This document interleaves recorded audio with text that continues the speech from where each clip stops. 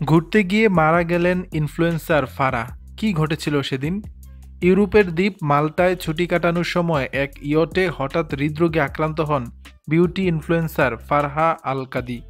তাকে তৎক্ষণাৎ স্থানীয় এক হাসপাতালে নিয়ে যাওয়া হলে চিকিৎসকরা মৃত বলে ঘোষণা করেন। মৃত্যুকালে তার বয়স হয়েছিল ৩৬ বছর। ফারহার আকস্মিক মৃত্যুতে মর্মাহত তার অনুরাগীরা। ফারহা আল কাদির ইনস্টাগ্রাম বায়ো অনুসারে সৌন্দর্য এবং লাইফস্টাইল সামগ্রী তৈরির পাশাপাশি তিনি একটা বেসরকারি সংস্থার স্থপতিও ছিলেন। মধ্য ভূমধ্য সাগরে অবস্থিত ইউরোপীয় এই দ্বীপে থাকাকালীন তিনি বেশ কয়েকটি ব্র্যান্ডের প্রচারও করেছিলেন।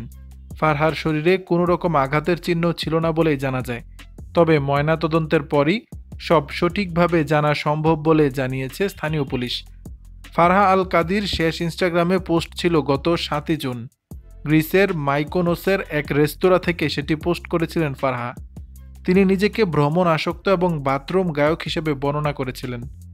ইতালি থেকে করা তার আগের পোস্টে তিনি লিখেছিলেন, আমি আমার জীবন স্প্যাগেটিয়ালে ভঙ্গুল ও আল পোমোডোরো খেয়ে প্রোসেকো পান করে প্রাডা পরে এবং ইরোস রামাজ্যোতির গান গেয়ে কাটিয়ে দিতে পারি।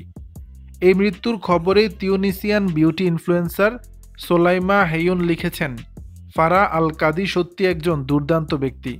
তিনি তার দয়া, উদারতা এবং উষ্ণতার জন্য পরিচিত। তিনি লিখেছেন, যারা তাকে কাছে থেকে জেনেছেন বা দেখেছেন, ফারহার ইতিবাচক মনোভাব তাদের প্রত্যেককে স্পর্শ করেছিল। তিনি তো ঘুমের মধ্যে শান্তিপূর্ণভাবে মারা গেছেন। এদিকে ফারহা আল কাদির শেষ ইনস্টাগ্রাম পোস্টের নিচে কমেন্টের বন্যা বয়ে গেছে। দর্শক, বিষয়টি নিয়ে আপনাদের মতামত জানাবেন নিচের কমেন্ট বক্স।